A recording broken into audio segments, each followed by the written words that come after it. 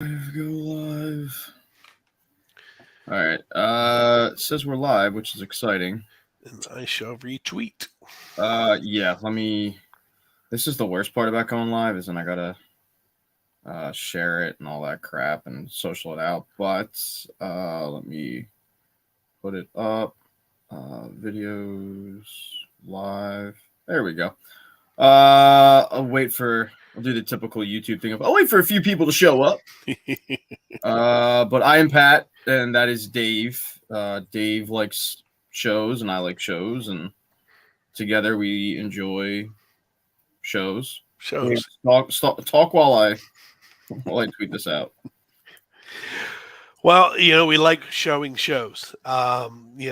Succession has been, to me, a better version of a former favorite of mine, which was Billions. Dude, I couldn't get into Billions at all. I think it was. Was it the S&M stuff? No, I think it was a combination of the douchey fake name of Bobby Axelrod, which I was like, this is ridiculous, and also I cannot stand Damian Lewis. Okay. He talks. He doesn't like enunciate. It's Tom Hardy-ish. Anyway, go ahead. He speaks with butthole mouth. Yes, it drives me nuts. Yes. But continue. I apologize. But yeah, Billions, it was one of those that I thought it was well written and then just went off the rails. And then we were lucky enough to get Succession, which is Game of Thrones in the boardroom of, who deserves and who should get and who doesn't get, the empire. Loosely based on certain Australian, mega entertainment. Are we talking the Murdochs? Is that what you're looking for? I don't want to call anybody out, but loosely based on the events of the rich and powerful that do exist in our world. I gotta say, it's one of the most well acted shows I've seen in a long time, with a good ensemble cast. However, I'm pretty sure if I saw or had to listen to Jeremy Strong talk in real life, I would run very quickly away. It's amazing to me. We discussed the finale. The only negative that I can say about this television show is the Jeremy Strong. Oh God, I'm forgetting the name. Logan Roy's real name. Kendall Roy. No. Logan. Actual name. Brian Cox. Yeah. The only negative I can say is the Brian Cox, Jeremy Strong dynamic of I got tired of hearing Brian Cox's take on his method acting, which, right. Okay, it's annoying, and I think everybody can understand why it would be annoying. But that's really it. In terms of negativity surrounding the show, there wasn't a whole lot. I mean, HBO and especially Adam McKay, who's not known for doing this, I think he's gotten more apt to it. He did Vice. He did The Big Short. So it's not like he's completely comedies, Gary Sanchez Productions-esque. But I don't think a lot of people expected this hard-hitting drama. Not a whole lot of comedy at all. I mean, Cousin Greg was really the only comedic factor to come from a guy like Adam McKay, and he crushed it. And I think the most impressive thing about this show was in 4 seasons, I could think of one likable character, and it was Cousin Greg. And other than that, everybody else sucked. Sure. And you couldn't stand anybody, and you didn't want any of them to win.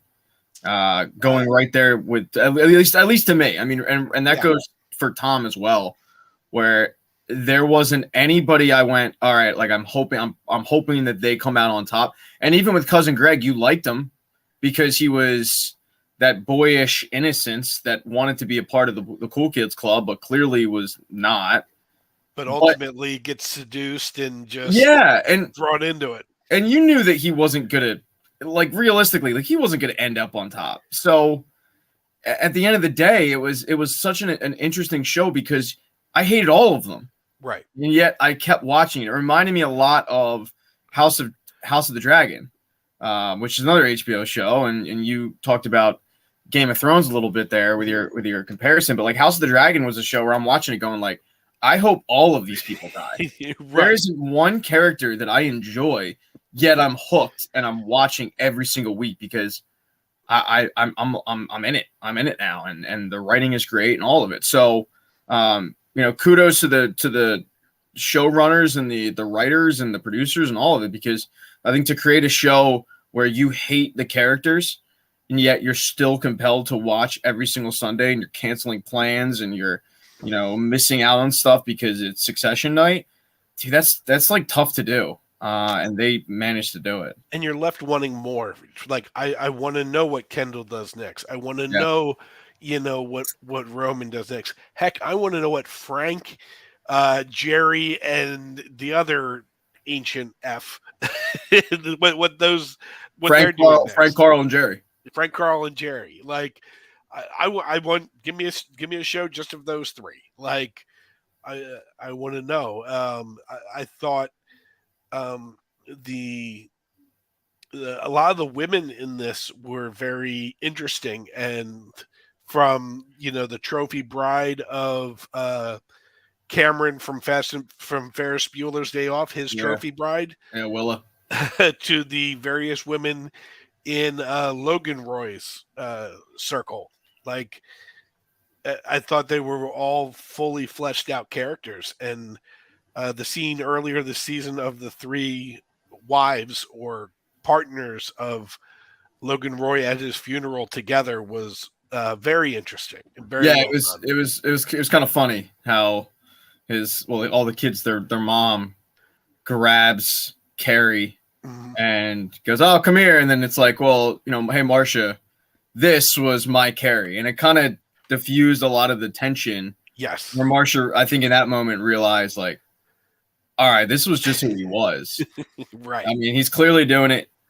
He did it to his first wife. Why am I any different? I also think, and I included this in my recap for the episode, I think in that moment, Marcia realized how much Carrie actually did care for Logan, which to me is mind-boggling. Because as the kids constantly pointed out to her, he was old.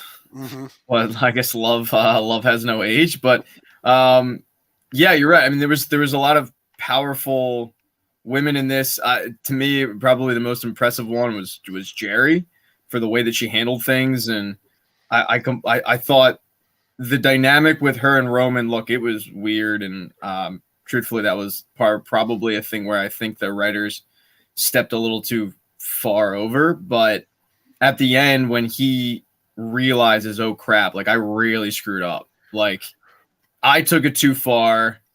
I was a petulant child, and now she's suing for a whole lot of money, and there's no getting her back. I thought that was a really key part of, a lead up to a character's arc of, she had all this dirt, she was willing to let it slide, and the moment that Roman Roy decided to become, basically King Joffrey in a way, it was like, oh, okay, you think you're going to be a tough guy? Like, all right, I'm going to sue you, right?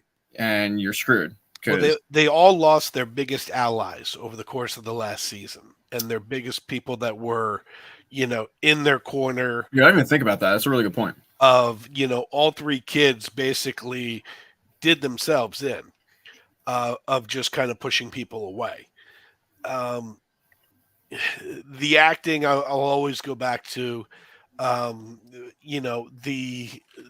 Kieran Culkin, doing the deathbed, the eulogy, and just not able to finish it. Yeah. And the just pure sobbing. And, listen, we watch a lot of movies, we watch a lot of TV, like we see crying, like that was impressive how real that felt. Dude, that kid is, I think if anything, this show has shined a light on, he went from Macaulay's little brother to, no, that's Kieran Culkin. And my God, was he good in this show? He was, to me, he was the best actor. I think there was so much made, and I talked about it earlier. And by the way, if anyone's watching that has any questions or comments, feel free, write them in the chat. But I think so much was made about Jeremy Strong's method acting. I mean, it seemed like every article about the show leading up was the pissing contest of Brian Cox. I didn't think didn't think Kendall Roy really needed all of that method acting. No, I didn't think it was that demanding role.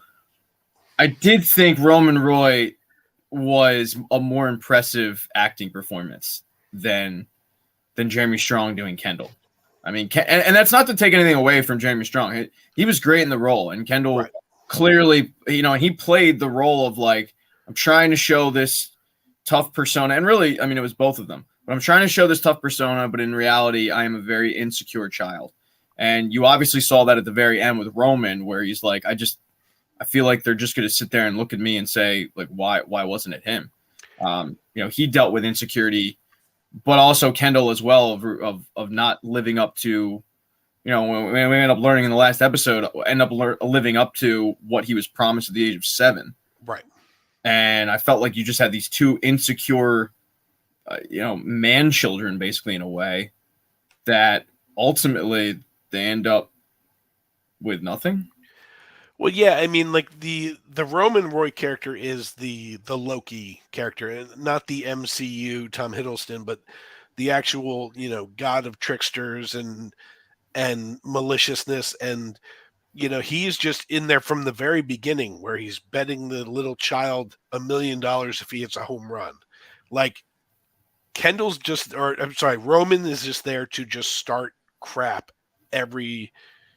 Push buttons, start crap, push buttons, start crap, because of his own insecurities. Whereas, the Jeremy Strong Kendall character has to portray power because that's what he thinks is seen of him from. That's what he needs to be the next guy. And then Shiv is just in the middle of them, just trying to squeak out her own thing.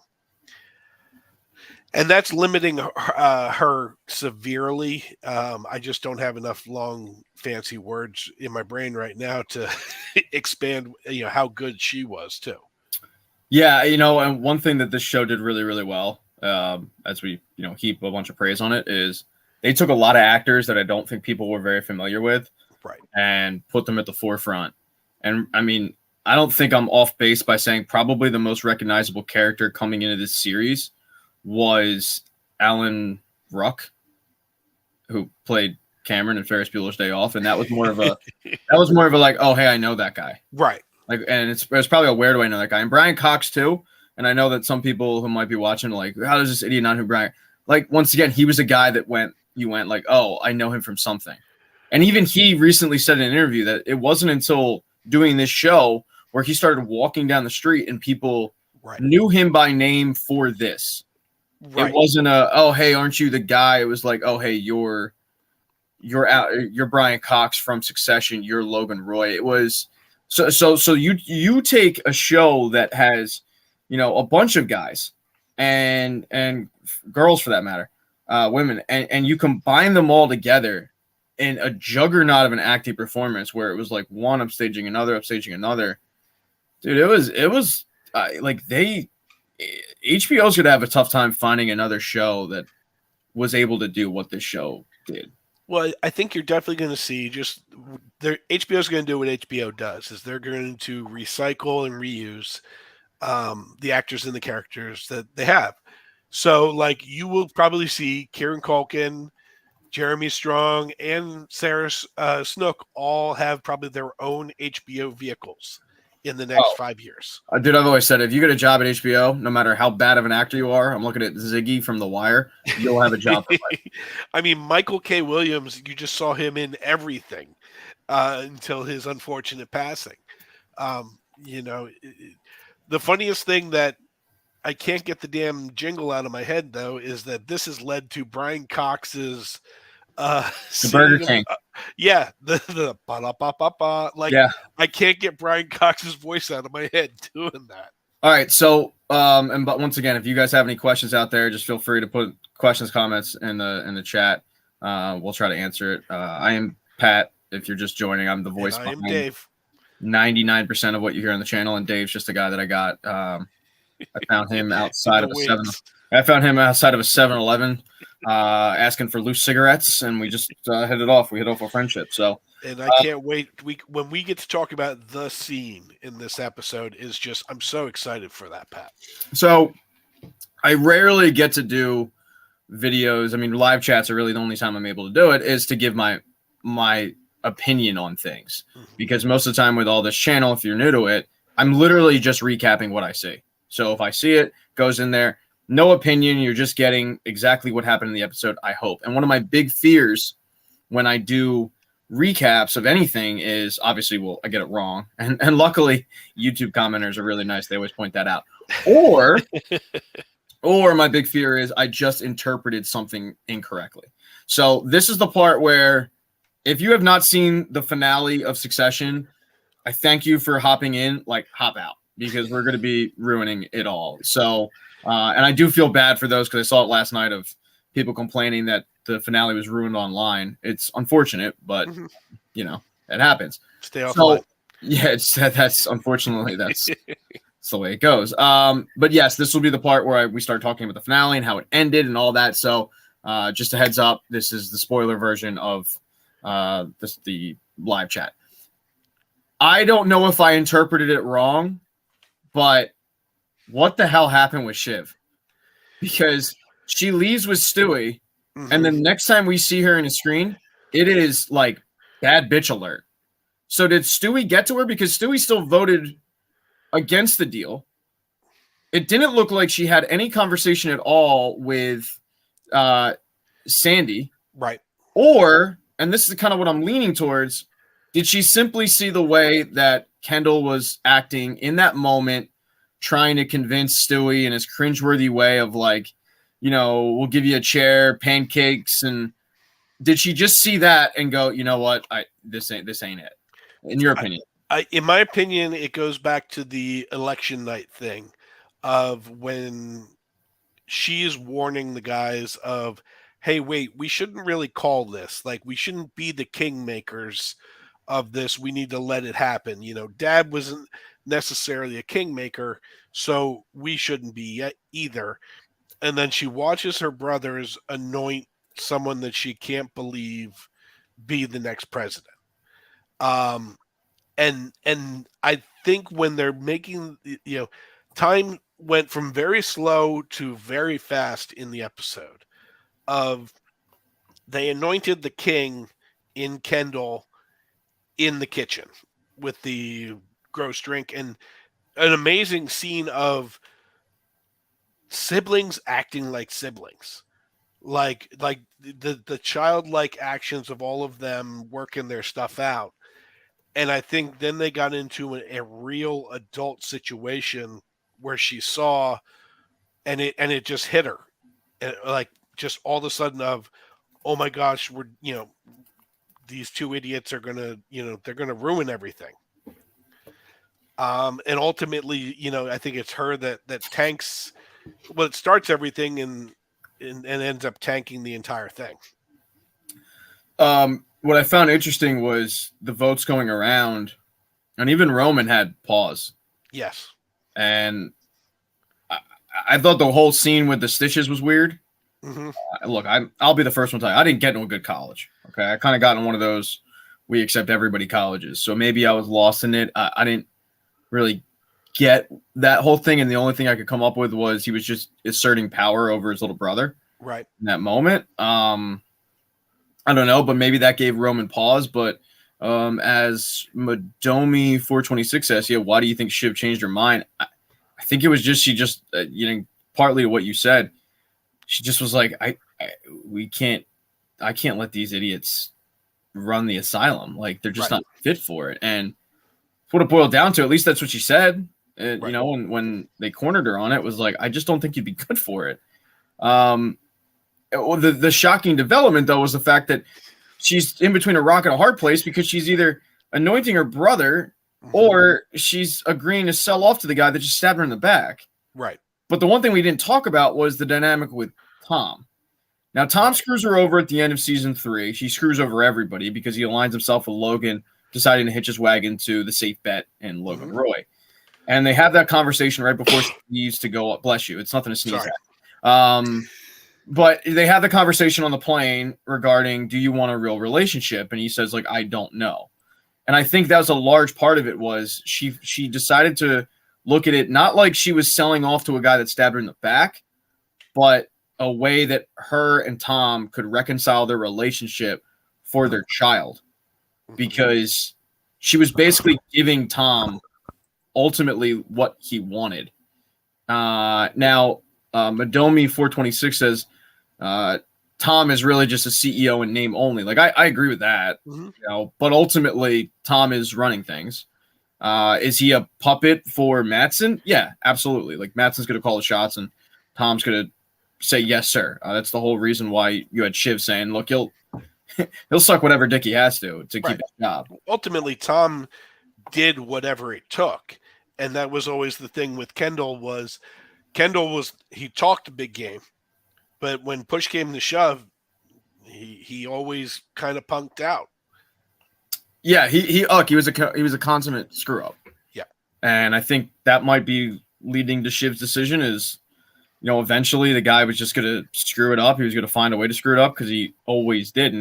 And that's something that Tom brought up at the end of season 3 of like, I've never seen Logan lose.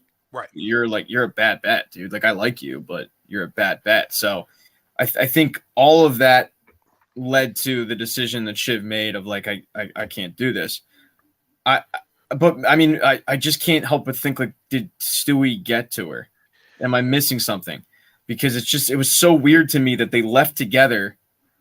And then the next time we see her, she's got this stone-faced look about her. And it's hard for me to imagine that nothing was said, but maybe it's just that simple. Maybe it's just as we saw it, where, you know, they all got together and it's just like she just had a change of heart.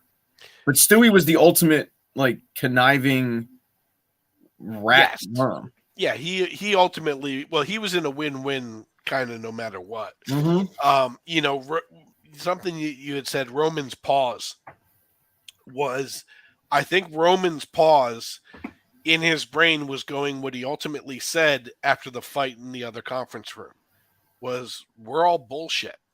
Like, we're not CEOs. We're not these people. Like, when Roman just sits back and is like, we're all bullshit. That's, to me, what was going through Roman's head in the pause. Yeah, and you know, it kind of goes to what he said as he had to do that obligatory presentation with Matsson. He didn't want to do it, and I think it was Jerry who was like, "This is the role of CEO. Like, you have to do this. Right? It's basically your last role of CEO. You're to go in there, to sign the paper, you're to leave." And you're right. Like, I think at that moment, before that, he was like, I'm not this. And I think it goes to what Kendall said a little bit too, when he admitted, look, he doesn't want it. Like, he wants it, but he doesn't. He wants it, but he's scared of what would happen if he actually got it. And I think the cold reality of Shiv realizing that what Kendall said back at the house of, it has to be me, I think that really sunk in with her too. And he was right. I didn't agree with Kendall a lot in the show, but dude was right. Like, you can't sit there and go, all right, we're a unified front. Hey, here's our leader. Like, that's a WWE heel turn. Like, hey, 24 hours ago, weren't you with Matsson?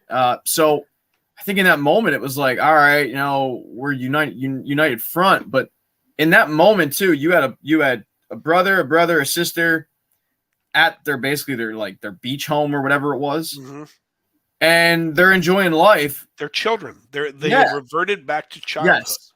And then they get back to reality where they go from summer beach clothes to suits, ties, business suits, cell phones, trying to get their ducks in a row. Like, it was. But then they go back to being children, which is so brilliant. Of even the fact of after they have the fight, Kendall comes back in and is like, okay, we're ready to go.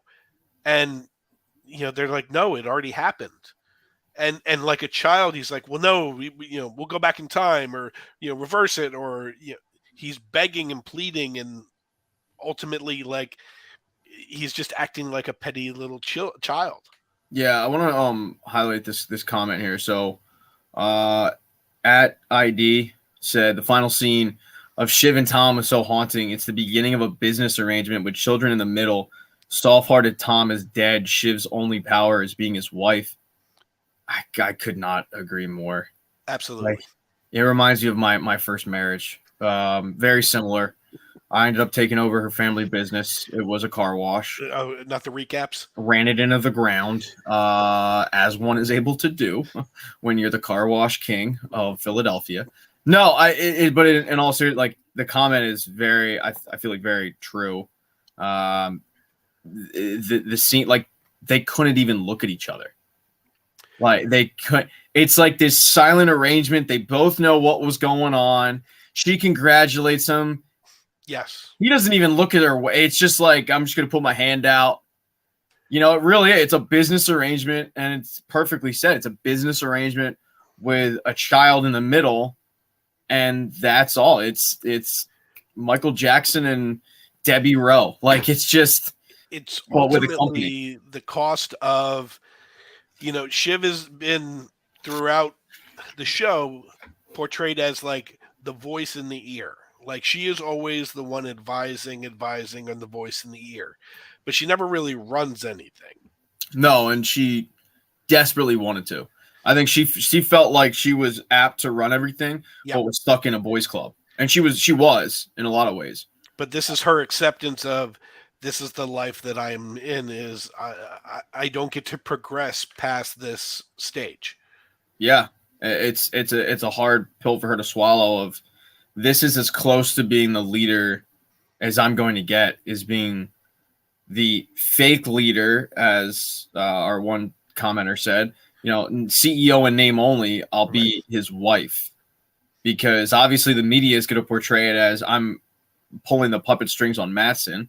They were already doing that. So it's like, all right, well, I can't let my brother do it, because my brother's never going to take me seriously. And we, by the way, we knew that he was never going to include her anyway, because he's conniving with Hugo on the side to really take this whole thing over anyway.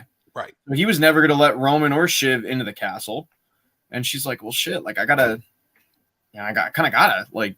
hand it over, because I know who's taking it over. And that could have gone so different. When she finds out that Tom is going to be the CEO, when he admits it, I think that's such an important scene, because up until that point, they were starting to reconcile their relationship a little bit. But more importantly, like, she was trusting him to tell him that information. Whereas Tom is being so close to the vest on everything. Even playing it off like, oh, hey, congratulations. He knows full well she's not going to be the CEO. But he's congratulating her in a fake role that he knows that not only she's not going to get, but he's up for. Yeah. Plays it off like, oh yeah, are you gonna get fired? No, I think I'll be all right. Like, he's still like this close to the vest kind of guy, and she's opening up and admitting about where she got her information from and all that. And then it's like, oh, by the way, hate to tell us, I stabbed you in the back again. See, Tom is such an interesting character. He is basically the spineless jellyfish that he's the guy that laughs everything off, and everything is a joke. He's Littlefinger. Yeah, and ultimately, whether it's the challenge of the infamous chicken scene with Logan on the boat, but also like when he stands up to Shiv and really goes at her, of like, this is who you are, this is what your dad was. And I mean, like, I think he even said something about the line of like, I was there when your dad died, and basically belittling him of he was a old man trying to get to his cell phone. And you saw Tom suddenly have this spine of like, all right, I'm going to stand up for something. I'm going to at least take on this character. He shows the most growth overall. And he drags and protects cousin Greg for some reason. That's the one I don't understand. What do you mean? Like cousin Greg is probably the least trustworthy person in the entire show, right? Oh, I disagree about that. Really? Like ultimately he has stabbed his uncle in the back. He has stabbed his family in the back. He's stabbed Tom in the back. Like, not willingly, but just kind of like, so he's not trustworthy. Let me cut you off there, Chief. Okay. You're way off base. And by the way, if anyone has any questions, please feel free. Although I do like Mr. Morgan's statement of Tom does own Greg now. Oh yeah, Tom. I would always owned Greg. Tom has always owned Greg. I mean, it is like a puppy dog. It is like jarring how much he owns Greg, and he knows that, and that's why I kept him around.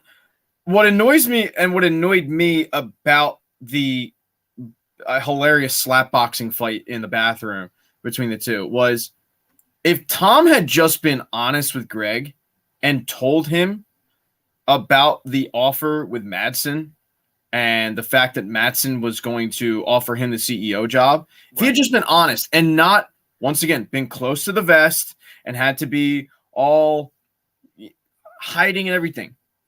But if you'd just been honest with him, when Greg comes over and says, hey, are you going to keep your job? Right. Then it goes completely different, I believe. Okay. But Greg comes over. He asks his buddy, legitimate concern, are you still good? And he goes, yeah, I think we'll be okay. And even then, he won't expound on anything. Mm-hmm. So he goes, I think we'll be okay. It's not until Greg goes up to the bar and pretty wisely opens up a translator and is able to go, oh my God, like they're changing things. Like this she's not going to be the CEO. He had no idea that Tom was in line to be CEO. Right. And I think that is what led him to changing things, because Greg is looking at it like, all right, we'll be good. What does that mean? I don't know, but I know that if I hitch my wagon to Kendall and I give him this information and it can change things, I could use it to my advantage of parlaying it to something bigger. But he's the worst negotiator ever. Throughout the whole entire thing, it's like, I have this ace in the hole, but I'm going to always give it away for pennies on the dollar. Yeah, that's what makes him endearing to me. You're right. It's like the fact that he has no idea how to negotiate, right, and how to hold leverage over anybody is great. Like, it actually made the show human, because this is a guy that wants, as we said a little earlier, he wants to be a part of the club. He doesn't know how to. And he had seen everybody kind of use information and leverage their position to get something better, and he hadn't done it yet. So he tries in that moment to leverage and use some information to get something out of it. But he has no idea that he, in the meantime, he's screwing over his best friend. Right. And you can see legitimate shock on his face when Tom pulls him in. He's like, no, what? Like, he has no idea what Tom's talking about until Tom starts slapping the shit out of him. Right. So if Tom were just honest with him, I think it goes differently. But Tom isn't honest with him, and Greg tries to, parlay that to something bigger. But I don't blame Greg in that moment, because he's looking at it like Shiv is going to win this vote. They're going to sell the company to Madsen, and we're all going to be out. And it's not it's like, I'm going to be out, Tom or Greg. Greg, what's my role? Yeah, Greg only does things for Greg. I disagree with that. Really? Like, I when think he's Greg looking out for Tom? I think Greg is the only one that is not looking out for solely himself. I'm not saying he's not looking out for himself. Right. But I also think he does try to look out for Tom's best interest, or at least try to help him out and try to be a good friend. Whereas everybody else on the show is a rat, and everybody else on the show is looking out for a number one. I think Greg is one of the few people. I mean, you guys can correct me if I'm wrong in the chat or whatever. I think Greg's one of the only people that is looking out for anybody not named Greg or not named what's on his license. Like, I look at like when they called the election and Greg's just out there just telling the world, oh yeah, we made this pick, and he just seemed so just not trustworthy to me. I mean, maybe I'm just reinterpreting it the wrong way, but I mean, I don't know. I mean, I do see a couple comments about the stitches. Yeah. And the hug. Yeah. Jamie commented about that. Like, what's our take on? We hit it a little bit earlier. I think it was just asserting power. That's kind of where I am too. I'd love to see a deeper dive of it, but I mean, that's kind of all I really saw about it. The attack on Kendall's kids. What did you think about that? I thought that was a real low blow. I didn't expect even that from Roman. All right. First of all, I if this has been covered before, I didn't know it. Had no idea that Kendall's kids were test tube babies, which, like, whatever. you got to do what you got to do. Let me just say, it was a really tough day in my life, and it was probably season 1, season 2, when I realized that I am Roman out of all of them. Like I think it's only natural in every show you kind of figure out what character you are probably closest to, or and unfortunately I sat there one day and I'm like, shit, I'm a Roman. Like, I'm not a drug addict who wants to be on top. All right, well, I'm not this political wanting daddy's attention. I'm not that. Like, me and Shiv, I had nothing in common. Roman, I was like, God damn it, man. Like, and Dave, you know this more than anybody. I mean, the viewer doesn't. Like, I'm the guy who makes the offhanded comment in the locker room that people are like, what the hell did he just say? Like, I get off on the shock value stuff. Like, that's I always equated you to the Tasmanian devil. Like, yeah, when you would come on Scene Invaders, it would be like he just comes, spins a whole bunch of shit, and leaves us like, what the heck just happened? I say a couple offhanded one-liners that might be shock value. Now, not to this extent, not to the Roman Roy extent, but I do fear that if I had the money of Roman Roy, I probably would be him. Like, just saying anything that came to my mind, no filter. And it would get me in trouble. Like, I would have absolutely I wouldn't have had a Jerry-esque moment as in, like, I'm sending dick pics to somebody, but I would have had a moment of I sent them a text or something that would have gotten me in trouble, thinking, no, I can get out of this. Well, when your family has that much power, ultimately you get away with so much more than anybody else. So, I mean, the level he has to go to shock people is a whole nother level that we can't even imagine. So whether it is, the pictures or stuff like that, like the normal everyday stuff that comes out of his mouth, everybody just, that's just him being him. Yeah, and I think that's the thing. They've constantly dealt with him being him, knowing full well that he was never going to be on top. Hey, we'll give him a project, and he'll screw it up, and we'll give him another one, and he'll screw it up. We'll give him cruise ships. He'll screw it up. We'll give him the movies. Rockets. He'll screw it up. Yeah, like he's just going to screw it up, but constantly looking for affirmation that, no, I can be taken seriously. And everyone's like, you can't, though. Yeah, it was a sad day when I realized that I am Roman Roy. So with his comment, I wasn't surprised, but in that moment, you just don't, you don't say it. Like, you don't say it, and then on top of it, you don't say, well, it's what Dad said. Right. Like, I didn't say it. Your hero said it, because Kendall's obviously very, very fragile in that moment, and I wasn't surprised at Kendall's reaction. I was impressed, I'll say it, with when they were having a little scrap, and Shiv tried to leave, and Kendall tried to stop her, and Roman's like, dude, she's pregnant. What are you doing? Right. So it does show that he does have a weird human side to him. He's just completely inappropriate to the nth degree. And sadly, there's probably a lot of Roman Roys out there in the real world that have power and money and just don't really give a fuck. As a director, how do you set up that scene? You have Strong, who is like method acting. Yeah, okay. You have Culkin, who is just kind of like, I'll just show up and do it. And you have Sarah Snook, who is classically trained British actress? Australian. Like, but basically comes from that kind of Shakespearean past. Like, you have three way different viewpoints coming into it. Like, to control that as a director, like, dude, I can only imagine Jeremy Strong coming in to that scene. Okay, so like, bro, I did a little MMA. Nothing major, bro. Nothing. Working with my trainer. Just got with my trainer, yeah, and did some rolling, and it was sick, bro. It was sick. So we'll do that. We're gonna roll. We'll roll test and the match a little. Yeah, we'll roll in attack. Yeah, shit, man, I had no idea. Yeah, it must have been awkward. It must have been probably as awkward as the Stitches scene, which a couple of people brought up. I thought Andrew Morgan brought up a really good point that me or you hadn't thought of.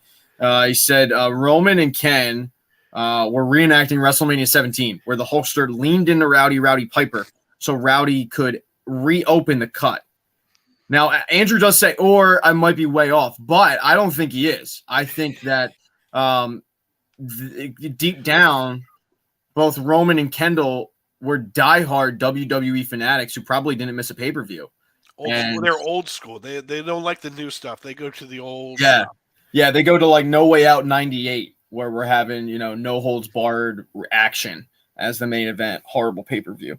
But I don't know. The cut thing was weird, man. I like, you're right.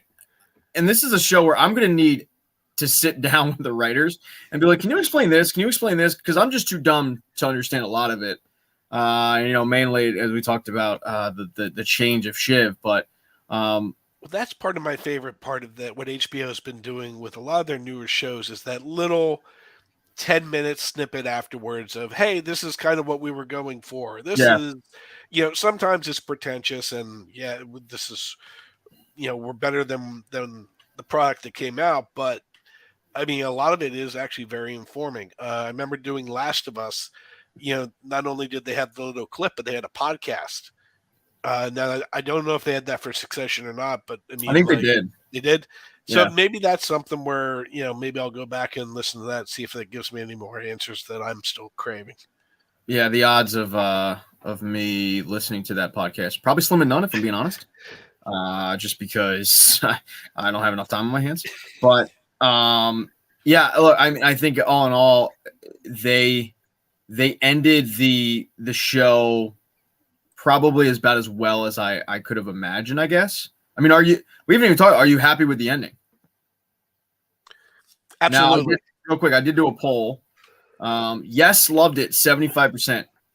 20% said yes, but want more. And only 5% said no, left a lot to be desired. And I think it's really, really difficult to end a show as popular as this one, where you have 95% of, I mean, granted, like this is a slapdick live chat, but 95% of the vote is positive. Sure.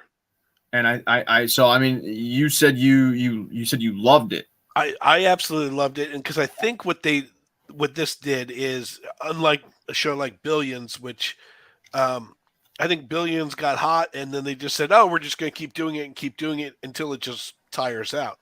I think there was an actual plan and arc, and that's what I love shows that, like, there's a definitive beginning and end. Even if they don't end the story, they end the series. And do I think they added maybe an extra season overall?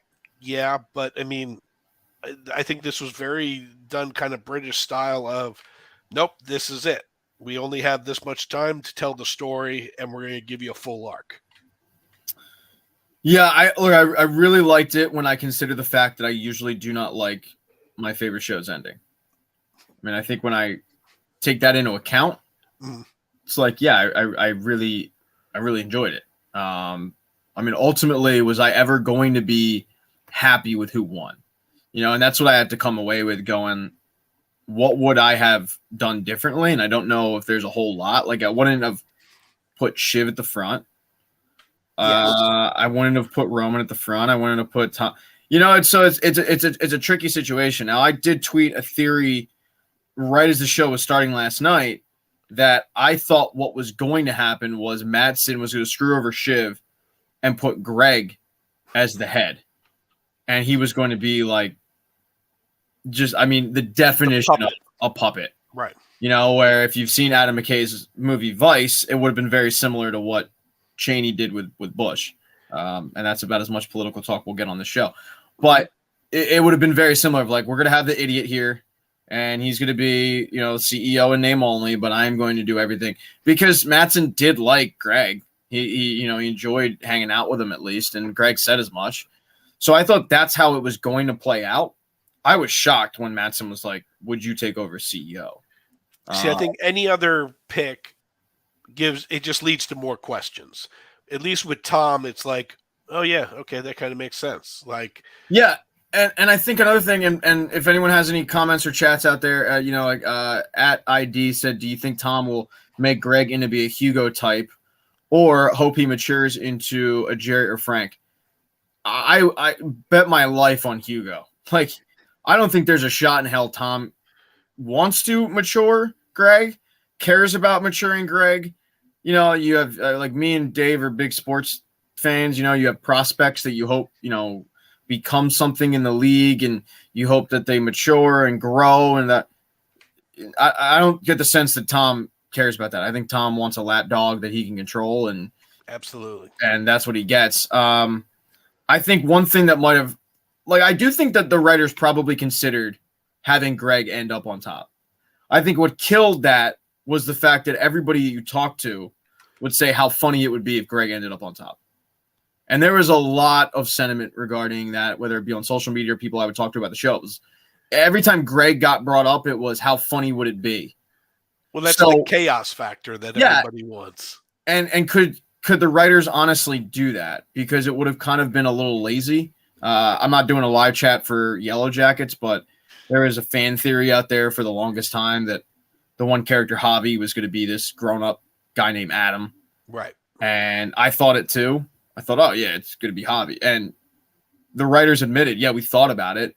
We read the fan theory, and it made sense. But ultimately, we didn't do it. And I think they just didn't want to steal anything from a fan theory. Right. And this is a prime example of that. Now, had Greg not been brought up ad nauseum regarding taking over and being hilarious, there's a chance.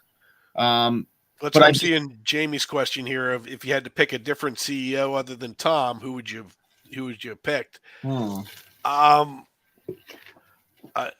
don't know. Like, you could say, do you put in Jerry as just an FU to Roman? Do you put in Frank as just, I think there wasn't anybody that could. I mean, there wasn't any character that they developed enough. Yes, that would have made sense. If I had one complaint, it was the fact that I didn't feel like Lucas Matson was developed enough to end up taking the company. Right. And that is I am stretching and reaching and, pulling out ligaments in my arm to reach for a complaint. I won't compare it, and I didn't watch the show, I just know the ending. I won't compare it to How I Met Your Mother, but it felt a little like that, where, okay, basically, for all intents and purposes, the last season, here's your guy that kind of shows up. Yeah. Lucas Matson showed up in season 3, but it just felt, I don't want to say rushed, but, I think he started higher and then kind of dropped down into there's no way he could actually run this. Yeah, I mean, I'll ask people that are watching, if you could pick a different, I'll steal content. If you could pick a different CEO than Tom, who would it be? Because I just don't know any other character that was developed enough that made a whole lot of sense. And that was the issue. I mean, if they put a Carl, Frank, Jerry in there, I would have been like, what the hell is that? Like, they're secondary characters. Yes. I liked them. They were fine. But and honestly, Carl made a lot of sense. He was the CEO of Waystar or the CFO, whatever it was. I mean, he went through his whole resume with Kendall that one time, which was a badass move, by the way, of like, yeah, you can fire me. Good luck. So like his resume made sense. Well, didn't they have that great line of like, do you really want to do this again? Yeah. Do you really want to come on the ride again? Like, which made me think, okay, maybe he's, hauling something a little bigger than what we're showing, but no, all the pieces fit perfectly going in.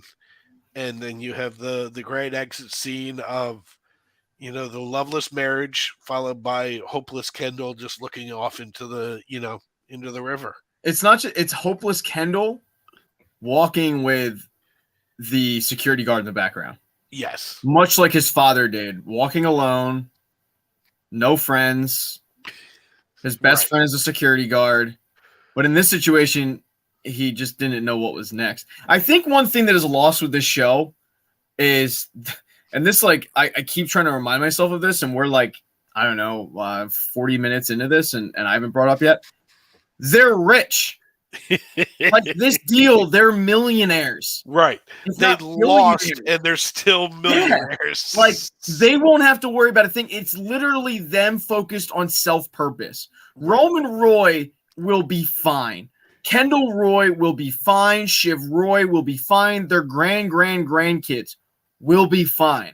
Right. Them losing, as to your point, is them winning. It's just they lost their parents' company. That's it. And for some of them, they're taking it a lot harder, Kendall. For others, it's just like, all right, I mean, Roman just gave up. Well, yeah, that's the thing. They're all searching for purpose. Roman ultimately says, I don't want any purpose in my life. Shiv ultimately decides to be the second fiddle and not take over the purpose. And Kendall, like, all he wants is purpose and he can't obtain it. So like they're all searching for meaning, but ultimately, they just deal with it different ways. Yeah, I'm not. It's amazing how the show made them sympathetic. Yeah, Madomi 426 said billionaires. Maybe I was a little off on that. Look, I'm a thousandaire, so my sense of money isn't great. As my finances suck. That's why I'm here begging for people to buy T-shirts on a live chat. So yeah, it's funny though how they made them in a way at the end sympathetic figures, because you feel for Shiv because of the fact that now she's in a loveless marriage, and really just sticking out with this guy for the kid. Right. You feel for Kendall in a way because he just got the rug completely pulled out from under him, and then you feel bad for Roman just because he's Roman. Yes, maybe you don't feel bad for him. And Tom, as someone laid out earlier, is just a figurehead CEO, nothing more. Cousin Greg is just along for the ride. He's fine. I mean, his ascent is almost as impressive as Tom's, because that dude went from smoking weed in his car and throwing up in a mascot costume to he's doing all right. He's doing all right. So it's amazing though that the show made them sympathetic in a way. He is the Pete Davidson of this show, of just, I have no idea how he ascended to the level he has.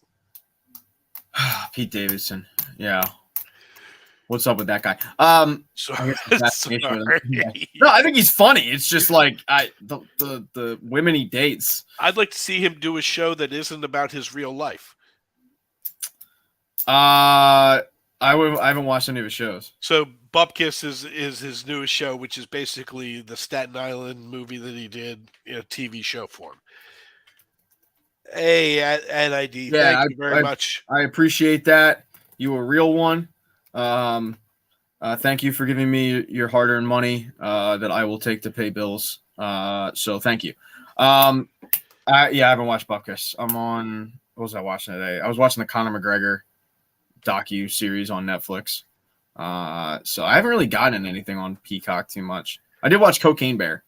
Cocaine Bear, I enjoyed. I had fun with Cocaine Bear. Yeah, it's hard to not go into it. You're not going into Cocaine Bear looking for Succession, that is for sure.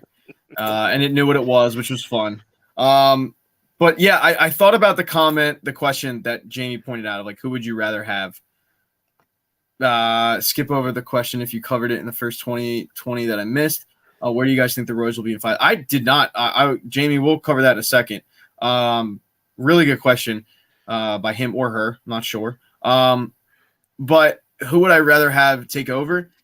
If they were to develop some of the Pierce siblings, family members, like Naomi Pierce, I would have maybe seen that. But once again, they didn't develop them enough. Like I would have enjoyed seeing Nan Pierce make a play. Yeah. But, didn't. I don't know. I mean, they're just, as we talked about earlier, there's not a whole lot of characters that they really hardcore developed that had the wherewithal to take over as CEO. Now, I do think the Vulture guy would have been interesting to see the Vulture guy come in and take over the company, considering how the whole series started with Kendall trying to buy Vulture and Lawrence not wanting to sell it. That would have been cool. Like the whole scene of a dejected, broken Kendall Roy leaving Waystar for the final time. Could you imagine Lawrence Yee walking in like, yeah, motherfuckers, like, I'm here. That would have been pretty cool. And I just like the fact that they gave him a throwback just in like a name mention. Right. Threw it in there. But I think that would have been cool. But that also would have been rushed, because that would have been very How I Met Your Mother-ish of, wait, what? The dude from season 1? He's taking over? So that's, I guess, my only answer to the question of who I would have had Tom. And both of those answers suck, admittedly. So hit thumbs down for that. Yeah, maybe Stewie is the only one that I'm going back to that maybe that'd be a curious pick. But ultimately, he's not the the guy. He's an influencer. Yeah, like he's just, he's Kendall's buddy that like somehow we don't even know what he did. He just kind of is there playing the game, moving chess pieces, finding his way up. But Jamie asked, where do you think the Royals will be? And let me highlight the question. Where do you think the Royals will be in 5 to 10 years? Which I think is a really good question. All right. I will let you go first. So Kendall, he is going to have an app or a platform where he is going to recreate old school news and basically try and put a new spin on the old school news and think he's a brilliant innovator when he's not actually doing anything. So he's going to reinvent how news is distributed so he can try and take down Waystar. I think Kendall will still be living with mom and basically taking up status there. And Shiv will be working on some political, back channel while stuck in a loveless marriage. It's a really good way, I think, good breakdown. All right, I'll start off with Roman. I don't think he's lived with mom, but I think he's living on an island somewhere and just spending his money. He's not really doing anything. He's just being inappropriate in Barbados. Shiv, I think you nailed it. I think Shiv takes a job as a political consultant. She goes back to what she's good at. She's stuck in a loveless marriage. Nanny's raising the kid. Yeah. Been there. And then Kendall, I think he pivots back to the 100 and he tries to. I don't know if he makes a play for Pierce, but I agree that he goes head to head with Matsson and his company. I found something interesting. I don't know if they discussed it before, but at the very start of the episode, they kind of broke down exactly what Matsson's company was. And up until that point, all I knew about it was tech. But I found it really interesting that it was basically like all types of media, like sports gambling, TV, news, like it's everything. And up until that point, I was like, oh, wow. The regulation thing makes a lot of sense. And maybe they did cover it. I just didn't know, which would be embarrassing for a guy that has a channel called The Recaps. But I found it interesting of the regulatory thing. Like, yeah, that's kind of a media conglomerate in a way. Yeah, it's kind of monopoly. Yeah, a little bit. But I think that Kendall does end up going and looking at going head to head and likely losing and messing it up. I did think, though, that one thing that I would have liked Kendall to bring up in his speech to the board, which I think it was so rushed because he looked around. He's like, I got the votes. So I think this was probably planned. But I do think that he probably should have brought up the faulty numbers of Matsson and the company. And like, we can't even trust this guy because his numbers are fudged and his subscriber base is fudged. And I thought a very important part of this whole negotiation, they brought it up a lot, but I think it's worth mentioning again, is 50% of the deal was stocks. Right. And if this guy's fudging his numbers, if I'm the board of directors, I might not think that Kendall Roy is good for the job, but can I really trust this dude coming in who's already lying about fudgy numbers? Probably not. So, but it might go back to the fact that all of that was a formality to Kendall because he's looking around going like, I got the numbers. It doesn't matter. I don't need to bring it up. And maybe that was simply Kendall's hubris in that moment, biting him in the ass. Mm-hmm. But that to me was a big play. And maybe this results in them not getting nearly as much money as we probably thought. Stowaway says, what do you believe will come of Greg's remaining leverage over Tom vis-a-vis incriminating documents, logistics folder, etc. in the company? I didn't think about that. Kind of forgot about the whole. He's going to negotiate it for an extra payday candy bar. I do wonder, man, do you think he's saving that for a rainy day, or you think he Greg? And we talked about this a little bit earlier. So if you missed this Stowaway, I do apologize. Or anybody else that's hearing it for the second time, I apologize. Just hit the thumbs down for what I'm about to say. He's just not built for this lifestyle. Like he's not built for this cutthroat lifestyle that they've got him in. And I don't know if Greg would actually play this. I think he has the documents for a rainy day. Mm-hmm. I don't think that rainy day is ever coming. I think in Greg Hirsch's life, it's sunshine every day. And I think Greg is like me at work. Every time every morning I come to work, I scan my key card. Right. And it works. And I'm just happy. Like, cool, I didn't get fired. That's that to me is Greg. But do you think he ever cashes them in? I don't know. Tom seems to always have the upper hand on Greg. And I mean, like, to the point that Greg doesn't even feel like he needs to, use that leverage, where it's like, Tom basically is like, these guys don't like you, but I'm going to protect you. You may have to take a little pay cut, but I'm going to protect you. You're still here. So, like, I don't know. It would have to take something to jolt their relationship to the point that he's feeling that Tom isn't protecting him. Yeah, Jamie points out, isn't the documents a moot point with the Cruz scandal dying down? To that, I would just say possibly, and I commented back in the chat, and you could throw any comments or anything in there if you want to. Mm-hmm. I would say possibly, but in today's day and age, like, everything's a moot point until it's resurfaced again, and people are reminded about what you did. Right. My nude scandal is a prime example of that.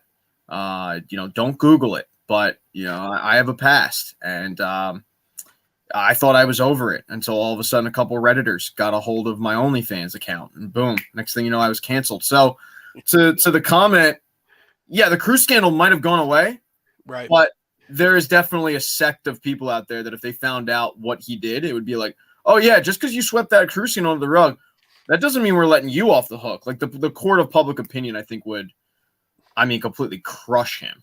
Right. And but I just don't think that Greg ever uses it. I don't think Greg has the balls to do it. But Prince Bowie said, Jerry, Carl Frank, Carolina. I love Carolina. She was great. I would take her to Qdoba. And Carrie used not enough in the finale. Only complaint. I agree to an extent. I did think they probably spent a little too much time at their mom's place. But what I loved, and it was just a subtle thing that was thrown in there, and it just kind of shows you how cutthroat the industry is, Carolina pulling Shiv aside and being like, by the way, don't know if Hugo should be in your future. Like, everybody is stabbing everybody in the back in this show. No one's safe. Like, that's wild to me. Mm-hmm. Nobody's safe in this show. Everybody's getting stabbed in the back. It's what makes it so great. You got Carolina, who's kind of an afterthought for, I think, a lot of the viewers. Right. And she's out there trying to stab Hugo in the back. And you're not even thinking about that dynamic of Hugo and Carolina until it gets brought up in the finale. And it just shows you the corporate lifestyle of everybody is looking out for everybody. And it goes back to my cousin Greg thing.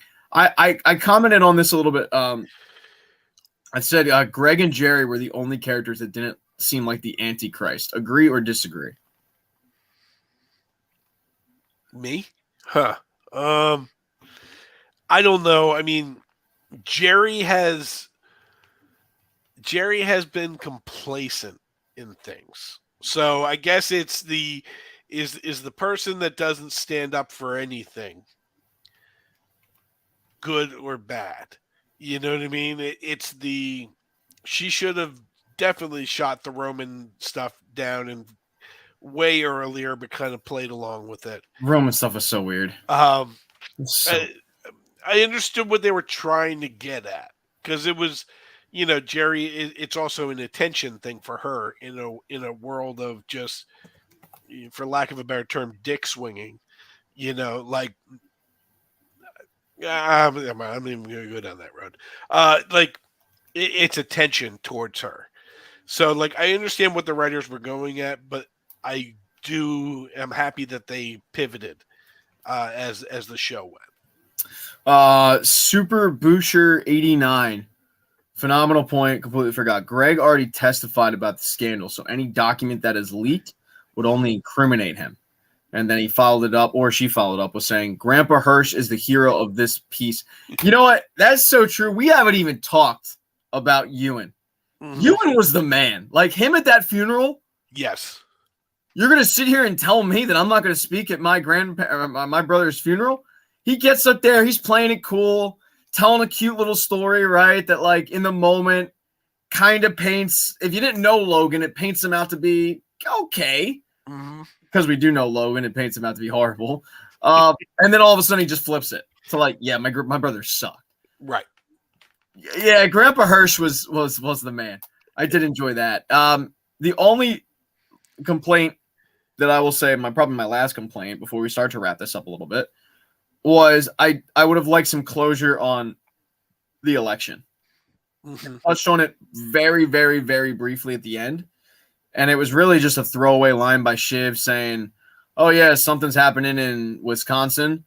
But other than that, there wasn't any clarity about what happened with the election. And I would just liked a little more clarity to whether he won or he lost, but something. And I thought that character, Mencken, was great. And there's an example, Dave. You talked about characters HBO, and I mentioned how you get a job for HBO, you'll have a job for life. That dude plays the district attorney in Perry Mason. So there's a prime example. You just find a way to keep on helping out HBO. Yeah, exactly. You just kind of get a job there, you're good. Which I would love to have a job for HBO. But and because of that fact, I'd always have job security. But I would have just liked a little bit of closure in that. Right. But other than that, I mean, I don't have a whole lot of complaints. I think they wrapped it up pretty close to pretty perfectly, considering I don't know how I would have done it better. And I think that's, a lot of times these series wraps up. And when series wrap up, like Ted Lasso is going to wrap up in a couple days, I can tell you right now, I don't think a lot of people are going to be happy with the ending. No, I don't think so at all. It's just the nature of the way the seasons have gone. I do like Prince Bowie here. Willa and Connor didn't feel like too solid. Well, they've never really been solid. No, they've always been in a state of flux. Yeah, they definitely, and I thought it was hilarious when I think it was Kendall said, "Oh yeah, you might be stuck with them." Right. And that was one of the Mencken comments, like that hinted to maybe it wasn't a sure thing, but her face of, "Oh my god, I'm gonna be stuck with this guy." Right. Like there's an example of like the marriages. None of these people had good marriages. No. They're all very rich and successful, but none of them had good marriages. And even Roman, in the first season, he had kids. And those 4 kids, they were never talked about again. I don't know what they did, but man, they were never talked about again. I don't know if they pissed off the writers on set, but those kids were written out quick. Right. But it definitely, that relationship was, and I think everybody knew it, and at least the characters. It was like, all right, Connor has his little trophy wife. Woman is way younger and way more attractive than him, and she's going to have the lifestyle that's going to allow her to go act and do what she wants to do and all that crap, and it's going to work for them. But yeah, I think to wrap up this show the way they did, considering there's so many shows that wrap up that were like, man, that sucked. And I could go down the list of them. I mean, this is up there with, oh man, Breaking Bad is probably the. Yeah, I put it on the same level as the Breaking Bad, Better Call Saul. I didn't see. I watched one season of Better Call Saul and didn't. That type of level of it fits the story, it fits the characters. Like it's just a nice puzzle piece that fits, and I think it's something we can all be happy with. Super Boucher 89 said, could the incoming president still block the deal, whoever it may be? The deal's done. So the paperwork signed. And also, even if it wasn't, I would say no, because they'd already kind of agreed. Shiv had already planted the seed for, oh God, I forget the guy's name, but the other guy, she had already got it so like he would accept the deal. And then you had Mencken, who was really the wild card in it, and he agreed to accept the deal if it was an American CEO. So that deal was going through no matter who was president at that point. It was a moot point. Didn't really matter. So closing thoughts on the show, Dave, before we say goodbye to people? support the Writers Guild. These people are fighting for just thing, and we have this amazing art that we just went over because of great writing. So, I mean, as the Writers Guild is kind of getting screwed over by streaming right now, let's hope that the Actors Guild and the Directors Guild take in solidarity with them. That was way more serious than I was looking for. Thank you. Woozle wazzle. Yeah. Look, I don't do a lot of these chats, but I will be doing one on hopefully Thursday regarding the ending of Ted Lasso. I have not seen it. I've been getting them early, and it's weird. This last season, Apple gave me season 2, like all of it in chunks. And it was like the whole thing, and I binged it in like 2 days. It was great. And this season, they've been way close to the vest with it, which I understand why. You know, they gave me like the first 4 episodes, and then they gave me the next 3 episodes after the first 4 ran. They gave me the next 3. And then ever since then, they've been giving them to me on Monday at like 2:00. See, I woke up today, and I didn't have it, and I was like, shit. So I have no idea how it ends. I think we all know how it ends, but yeah, I don't know how it ends. But either way, we'll be doing a live chat hopefully Thursday around the same time. I tried to do it 8:30, so I'm getting the West Coast crowd, the East Coast crowd. We've had a couple of these that we end up hitting like Australia and England and whatnot. But probably 8:30 around the same time. Dave, you're invited. And then I'll probably get Dan, who's your podcast partner. Yep. We'll discuss. He's a huge Ted Lasso fan, huge Premier League fan. Even though my club just went down yesterday, Leeds United, RIP. But we'll discuss Ted Lasso, which is a very different show than Succession. And for anybody out there that follows the channel, buy a mug, buy a sticker, buy a mug. Yes, I wasn't even gonna do that. I'll do it. I do. Yes. Buy my mug. Hey, I appreciate anyone that buys mugs, t-shirts, the super comments, anything that results in me getting money. I do appreciate because, I would like to think that I'm not getting on the pole and twerking for free.